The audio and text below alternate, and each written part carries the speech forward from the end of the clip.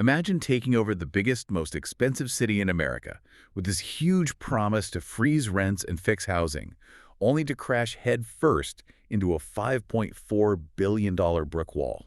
Yeah, it really is the ultimate collision of these high ideals and just cold, hard math. Right. So let's do a quick 90-second news hook to set the stage for you. We're looking at New York City's new mayor, Zohran Mamdani. Right, who campaigned as a democratic socialist. Exactly. He was, ready to wage total war on the housing crisis. Yeah. And on day one, he signed these rapid-fire executive orders. Yeah. He launched these highly publicized rental ripoff hearings. Which got a lot of attention. Oh, tons of attention. And he moved to freeze rents for millions of New Yorkers. I mean, he moved incredibly fast. He really did. But now it's just a few months into 2026, and his ambitious agenda is just colliding with mathematical reality. Piece of the deficit. Yes. He's facing a massive $5.4 billion budget deficit. Panicked landlords are fleeing what they're calling a toxic market. And you have these furious public housing tenants who feel, well, completely betrayed by an administration they thought would protect them. The landscape is shifting daily here, and we are talking about the physical homes of millions of people, which are totally intertwined with the financial survival of the city itself. Exactly. So today, our mission is to unpack this collision for you. We're going to look at how huge campaign promises crash into the very real mechanics of running a metropolis. And we have a massive stack of sources today to help us do that. We do. We've got stuff from tenant advocates, real estate leaders, city hall insiders. We are looking at the facts from all sides without taking one because we just want to figure out the actual mechanics of what is happening on the ground. It makes for a fascinating case study, honestly. You have a mayor who ran on a very specific, very aggressive platform. Right. He laid out exactly what he was going to do to overhaul the housing market. And the minute he took the oath of office, he just began pulling every executive lever he had. He pledged to build 200,000 new affordable apartments over 10 years, right? Hmm. Yes. And to do that, he launched ELORP, the Expedited Land Use Review Procedure. Which sounds very bureaucratic. It does, but it's a big deal. It cuts the public review time for housing projects from 7 months down to just 90 days. Wow, that's a huge cut. Yeah, and they've already had their first success. They fast-tracked 84 affordable homes in the Bronx. Okay, so ELORP gets shovels in the ground faster. But, building 84 units in the Bronx doesn't exactly help the millions of renters who are terrified of not making rent tomorrow. Right, exactly. Mamdani couldn't just wait on developers for that. He had to pull the one immediate lever he actually had. And you're talking about the Rent Guidelines Board here. Yeah. This is where the administration really shifted from just cutting red tape to utilizing pure political force. Well, he didn't just ask the board nicely to consider the tenants, right? He basically re-engineered the panel's DNA overnight. He did. Several members departed, and Mamdani aggressively stacked the board. He brought in 6 new, highly tenant-friendly members. Including a new chairperson, I think. Yes. He essentially weaponized those appointments to mathematically guarantee a rent freeze across the city's 1 million rent-stabilized units. And he paired that freeze with this massive enforcement push. He resurrected the mayor's office to protect tenants. Right, and he put C. Weaver, a very well-known tenant advocate, in charge of it. And then they rolled out those rental ripoff hearings. So now tenants are actually sitting in rooms with city officials, basically putting landlords on blast. Showing videos of rats in the kitchen. Yeah, and telling stories of relying on wheelchairs while the elevators in their buildings are broken for months. For a struggling tenant, that sounds like ultimate accountability. It does. But think of this policy like capping the price of bread at the local bakery. Okay, I like that analogy. Right. It sounds amazing for the customers who are hungry. They can finally afford to eat without stress. But what happens when the cost of flour, the cost of yeast, and just keeping the ovens running keeps going up for the baker? The baker is in trouble. Exactly. If the baker cannot raise the price of the bread, eventually the math dictates that he just cannot afford to bake it anymore. And the real estate industry, the bakers in your scenario, are warning that this rent freeze will actually destroy the housing quality it's designed to protect. And they have the spreadsheets to back up that alarm, don't they? Oh, they do. Let's look at that math, because the numbers in these sources are frankly staggering. Yeah, hit me with them. So since 2017, the operating expenses for rent-stabilized buildings have surged by 40%. 40%. Yeah. And insurance premiums alone skyrocketed by 110%. Wait, I have to pause on that insurance figure. 110% jump in premiums is not normal inflation. Why are insurers specifically punishing rent-stabilized buildings with those kinds of rates? Well, it's a classic financial death spiral. How so? When rent revenue is frozen, but property taxes and fuel costs go up, landlords defer maintenance. Because they just don't have the cash. Exactly. They don't replace the aging boiler, they patch it. They don't fix the uneven steps. And that deferred maintenance dramatically increases the risk of a catastrophic failure. Or like a slip-and-fall lawsuit. Right. So insurers look at that elevated liability risk and they double the premiums. Which just makes the problem worse. Because the higher premium eats up whatever cash the landlord had left, leading to more deferred maintenance, which makes the building even riskier. Oh, wow. And rent collection has dropped too, right? Yeah, it's hovering around 90.6%. So landlords are staring at a ledger where expenses are exploding and income is actively suppressed. I saw a study in the sources from the Furman Center about this. Yes, that study showed the net operating income for these buildings tumbled 13% between 2019 and 2025. That brings us to this quote from Kenny Burgos. He's the CEO of the New York Apartment Association. What did he say? He says, "Buildings are crumbling because of policy, not because of bad landlords." He's arguing that a rent freeze doesn't just freeze profits, it actively drains the repair fund. And Shimon Shkuri from Ariel Property Advisors echoed this. He noted that owners simply don't have the means to put money back into the buildings. And the broader financial markets are reacting violently to this, right? Extremely violently. The average price of rent-stabilized buildings on the open market has plummeted 40% since 2019. Wow. In northern Manhattan, values dropped 47%. So investors are just sprinting for the exits. Yeah, major players like Signature Bank and related companies are unloading their portfolios entirely. One of the sources, Lev Mavashev, a commercial real estate expert, actually called these buildings a toxic product. And you can see why. Nobody wants to hold an asset where the cash flow is basically guaranteed to decrease by government mandate. Right.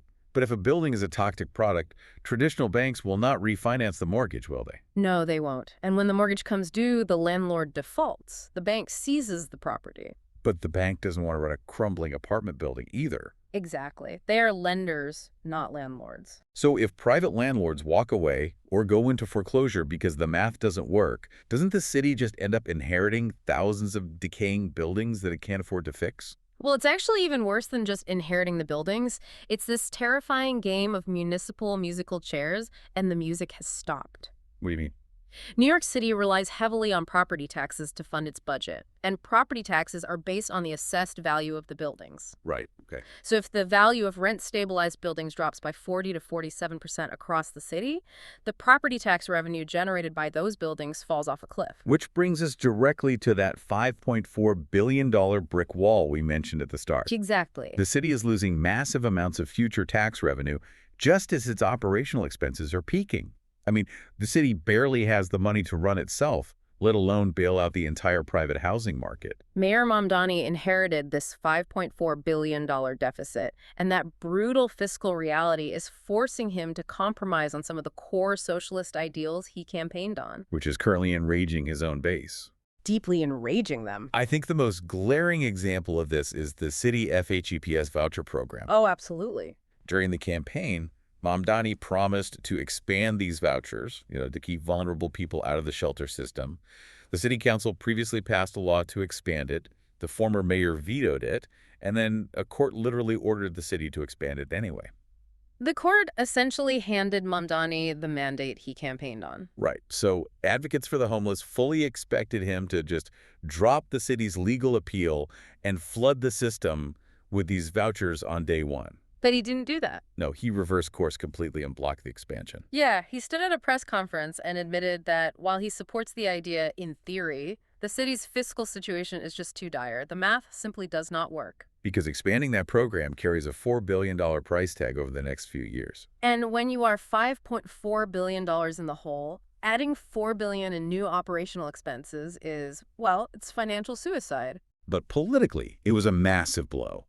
Christine Quinn, who runs the city's largest shelter provider, publicly called it a classic example of a broken political promise. And the compromises driven by this deficit extended into the city's own public housing portfolio, too. Oh, the NYCHA buildings. Right. Mamdani promised to protect public housing.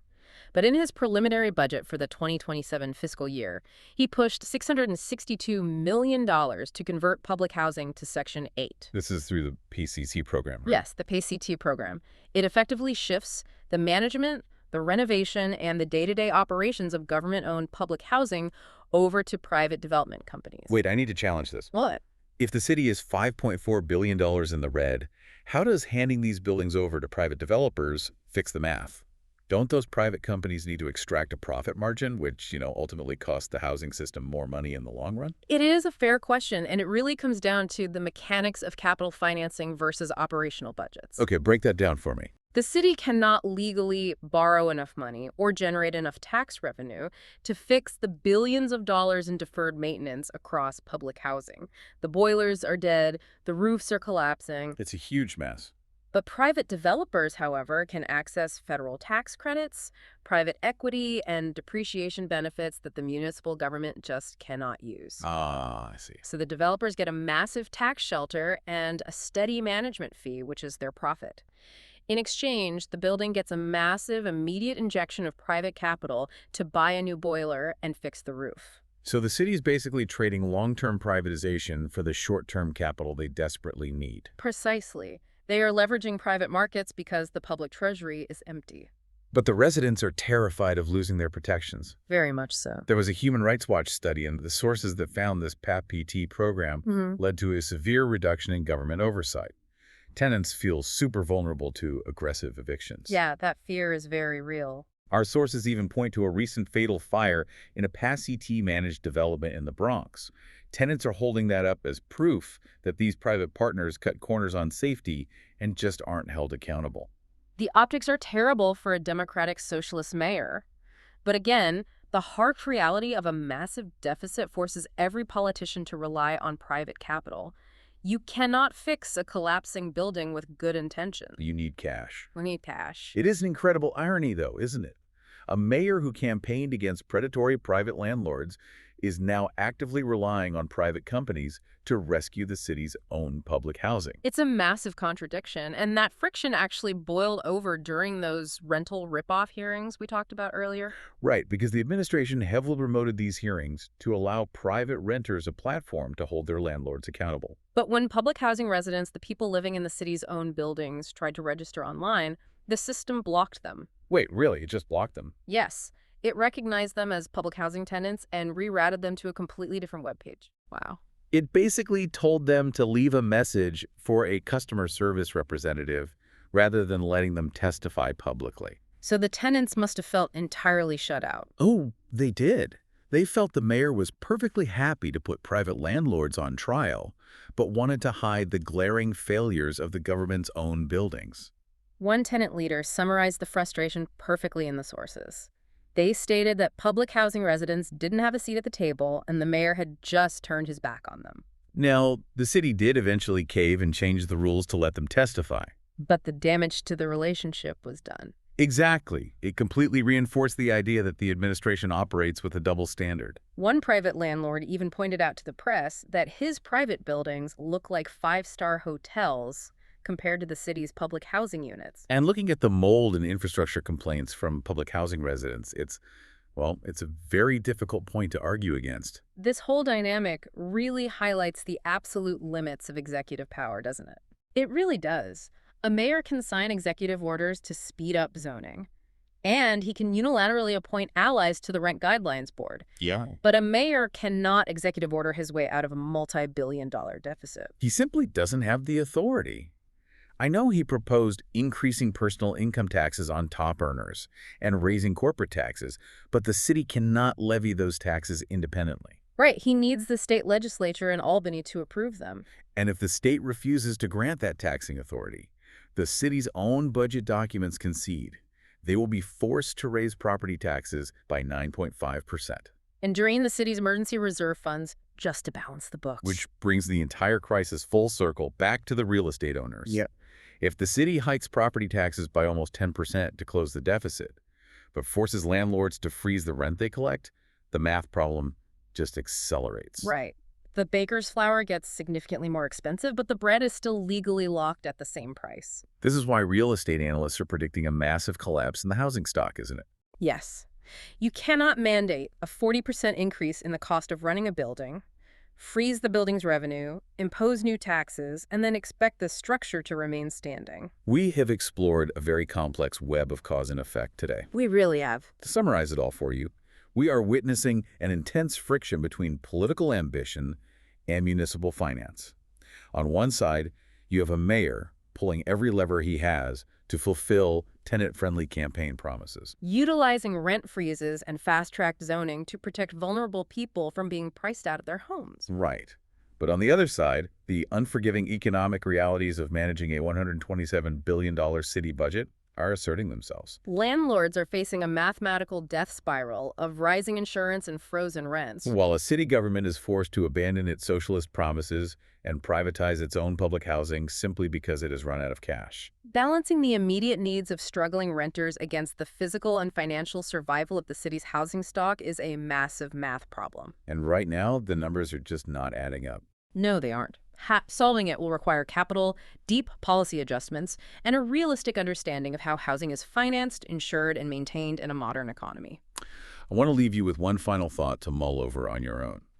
If aggressive regulations and frozen revenues drive private investors and banks out of the housing market entirely, and the city's massive budget deficit prevents the government from financing and building themselves, who exactly is going to build and maintain the housing of the future? Thank you for joining us on this deep dive. Keep asking questions and keep exploring.